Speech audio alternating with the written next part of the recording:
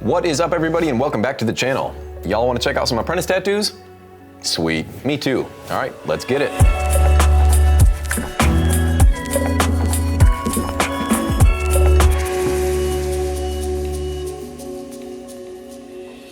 This first one comes from Cindy out of Austria. And Cindy, you mentioned you've been tattooing for about 5 months now, tattooing 2 times a week. You sent over this skull spider tattoo, and this thing looks pretty sweet, especially for somebody so new. I think the placement's pretty cool. I really like how the spider legs come down around the knee. It shows off some pretty neat composition. And I like how you've got these spider webs in between the legs, although I don't think that's how they would normally go. It would probably trip up the spider, but it does fill in those negative spaces. There are a couple areas of some patchiness, especially in the black around the eyes. If we zoom in, you can really see some skin showing through. Quick, easy fix. You just gotta go back in there and make sure all those black areas are super tight. There's also a little line that's around that left horn that got a little squiggly. Kinda looks like it got away from you a bit. I do appreciate the varying line weights that you've got in this tattoo, although I do wish you kept the spider webs a lot thinner and used a much bolder outline around the spider itself. And you do got a couple white highlights in the spider skull, so I wish you carried those white highlights into the legs as well. It just would have made it look a lot more reflective. Overall, this thing is pretty menacing, and I really like the placement. I appreciate you so much, Cindy, for sending that over.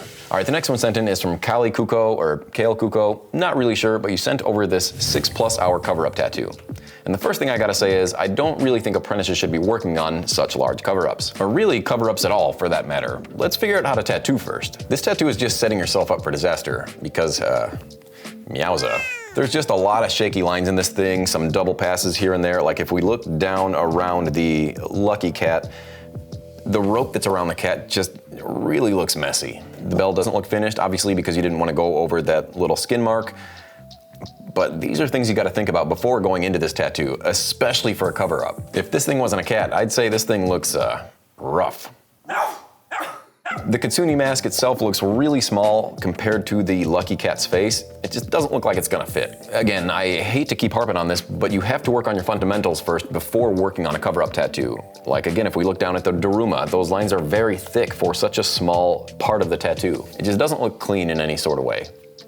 What's a Daruma? The little thing that the lucky cat's holding on to. Oh, I thought that was like a Tamagotchi. To me, it does not look like the outline is finished at all, and you already started the shading. I would make sure that you button up all those outlines first before starting any kind of shading, just so you have a good roadmap of where to go. This is such a large cover-up for an apprentice to be working on, and you can't just cover it up with black. You have to find out what you're going to work around first. Like there are areas of this cover-up below the cat's face, in the middle of the flower. The part that's supposed to be the brightest and lightest has all this black running right through the middle. It's not really gonna work out. I just don't think it's gonna look good. You're gonna have to go a bit darker, and it's really just gonna kind of make this whole thing look muddy. If you are going to work on a cover-up, maybe just work on sections at a time. Knock out that top cat first and then go from there, so that way you can see, what kind of contrast you need for this tattoo. You don't want all this black going everywhere. Speaking of black, the very top of this cat, all that black looks super patchy. Make sure it's finished before moving on to the next part of the tattoo. Don't just come back for it later. Even if this wasn't a cover-up, this would still be a very hard design to read. You gotta trim the fat, get rid of the bullshit. Just keep it as clean and open as possible, and you'll have a lot better results in the end. I know there isn't too much advice I could give you with this tattoo in particular, but just maybe stay away from cover-ups, at least for now, and work on those fundamentals. But I do appreciate you so much, Kalle, for sending that over. The next tattoo sent in is from Micah, and Micah, you mentioned you've been apprenticing for about 3 months. It also mentions in your email that you picked up a tattoo machine 3 months ago. So that math ain't really mathin'. If you were my apprentice, I'd probably not have you touch a machine for at least a few months. You should be focused on making clean designs and producing good artwork before putting it on skin. Otherwise, you're not really giving your clients what they deserve. Even if it is free, you don't want them to look like free tattoos. Like if we look at this lip tattoo, I don't really know what those teeth are hanging on to. I guess maybe an eyeball? Took me a second to really read that one and figure it out. This tattoo could have been saved by a good design before putting it on skin, because there's a lot of mistakes that should have been worked out in the design process. Like when it comes to those red lines, they just don't look like they belong. I could barely tell what the pupil was. It almost looked like an olive. There's clearly a red line that's hanging off the left side of the lips, which to me is the least of your worries. I think you were trying to go for a red outline around these lips, but maybe you put a gray wash outline around it first. Not really sure. It just looks really messy. It just looks like the lips are bruised, like she got a bad case of bad boyfriend. Enough about that tattoo. This other tattoo that you sent over, this set of dice that looks like it's maybe melting. Are they dice cubes? But this thing also kind of just looks like it got away from you. It's pretty messy. Side note, I would also wrap your furniture because you don't know what this person has and you don't want to pass it off to the next person. I wish I could read what was going on at the top of this tattoo, but it's super glary. It's another thing you got to work on. Aside from laying down a good tattoo, you got to work on your photography skills because these are your portfolio pieces. There's just so many rough lines running throughout this entire tattoo. You really got to work on your fundamentals first before making these crazy designs with smaller, intricate pieces. Even when it comes to placing the dice on top of that other tattoo, I'm not sure how old the other tattoo is, but you had room to move them down. You know, you didn't have to run that dice right on top of that other tattoo and worry about covering it up. Just move it down like 3 millimeters. Because now you just have this other tattoo running right into that dice and it makes no sense. There's no reason for it. But honestly, just do palm-sized tattoos that are very simple. That's why I like to go back to traditional style tattoos, because traditional tattoos will show all of your flaws. It gives you the opportunity to work on those fundamentals better than anything else. You gotta walk before you run. They also give you the opportunity to critique your own work. It's nice to have somebody else tell you what you can do differently, but you know what you did wrong. If I was your mentor, I would be having you work on your designs for at least another 3 months. Just make sure you've got solid designs out first before putting them on skin. If you keep going at this pace, you're not really gonna learn anything about fundamentals and you're just gonna keep jacking people up. I'm sorry to be rude, but somebody's gotta tell you, and that's what I'm here for. But I do appreciate you so much, Micah, for sending that over.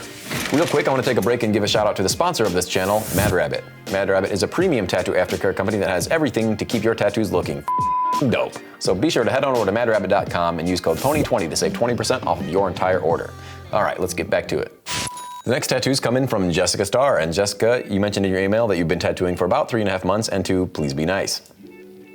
I'll be as nice as possible. The first one you sent over is this little purple skull holding on to a rose.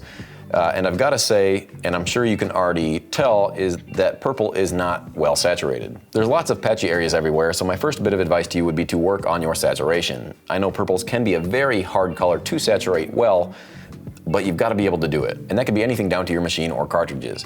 Maybe try out some different tools. You never know what might help. The lines don't seem terrible on the skull. You've got some nice ones in there, mixed with some shaky lines, but not bad. With the rose, I probably would have went a little simpler with the colors because it just looks like, I don't know, Superman ice cream. Just remember, as an apprentice, you want to keep things as clean as possible. Don't go too crazy with it just yet. Speaking of ice cream, if we look at your ice cream tattoo, those lines seem to have gotten a lot worse. So I don't know if this was before or after, but there are a lot of issues when it comes to the foundation of this tattoo. I just think this tattoo could have gone a lot better, and the majority of my issues with this tattoo is the lines, which is the first thing you should be focusing on. When it comes to the lightning bolt on the right-hand side, I just don't know why it ends so abruptly and so short. I don't know if that was on the actual design or if that was a mistake in the actual tattooing side of things. Even if Gucci Mane's tattoo itself was rough, you can make it a lot better. That's your job as a tattooer after all. The lines through the cone, none of them are really even. Some of them seem to have gotten too deep, too shallow. There's just a lot of things going on here. There's also a handful of areas where the lines aren't fully connected. And even if your lines are bad, you can still connect those lines. So I did take a peek at the reference on Gucci Mane's face, and it looks like you traced that exact ice cream cone with the curves and all. Again, something you as an artist should have been able to clean up. You don't have to make it look exactly as bad as Gucci Mane's. And I get it, the client might have wanted it to look exactly like Gucci Mane's, but this still has your name on it at the end of the day. Again, you can take the image and clean it up a bit, make it look really cool, show Gucci Mane what he should have gotten. Speaking of cleaning things up, not really sure what happened with this flower. Flowers are supposed to be delicate and look really nice, and you had all the opportunity to make this thing look really cool. So I'm not sure why you didn't. This flower just looks like it's been stomped out in the backyard. Not sure why it looks so flat. Again, this just goes back to designing on paper first, making sure you've got a rock solid image before putting it on skin. I know I focus on that a lot, but this tattoo could have looked so much better if you just had taken those extra steps. The line work is just really shoddy. I know you told me to be nice. I think I'm being pretty nice here. Just making it a little tough on me, Jessica.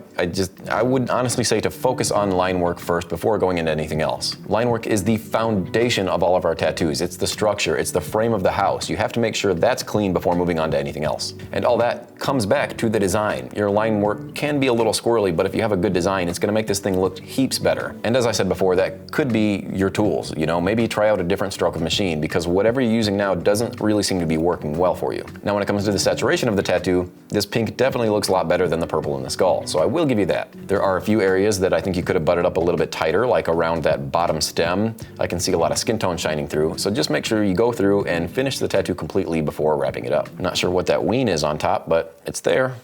Overall, I think your biggest issue here is your designs. Before applying anything to skin, make sure that those designs are rock solid, whether you have to render it first or not. Before lines, before saturation, your designs always come first. Don't be afraid to whip out a pencil and draw. It's only going to improve everything you do going forward. To me, it looks like you traced this Gucci Mane tattoo right off his face, and you happen to trace every single shitty line. By no means is this me telling you to stop what you're doing. I just think you have several opportunities here to learn. And it takes a lot of balls to send these things in. Don't be afraid to experiment, and don't be afraid to draw. Again, these are things that are only going to help you in the long run. But I appreciate you so much, Jessica, for sending these over.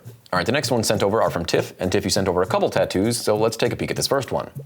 It seems to be a nice little black and gray old man carrying a bag of mushrooms. It's pretty cute. And I will say the lines on this tattoo are pretty solid, and I like how you had the shaded areas with cross-hatching. There are a few lines that seem to be a little weak, like in the bottom of his beard and even on those leaves and stick, but overall, really not too bad. On a tattoo like this, I think the most important thing is making sure that all those lines are nice and sharp, especially on those areas that I mentioned, and even around that little mushroom on his backpack, making sure that that thing is nice and bold. As an apprentice, I think these are the tattoos that you should be working on. It's really going to help out with your line work. You did send over another tattoo that's got some color, so let's check that out. This one's really cool, and I know you mentioned in your email that you just started putting color in your tattoos, and I wouldn't have guessed, because this color is nice and saturated. There doesn't really seem to be very many holidays anywhere. The outlines on this tattoo are rock solid, and even those little squiggly lines on the outside you can tell are intentional. I am curious about the design because he does have two right hands, so I'm not sure if that's how it originally was or if that's something you drew.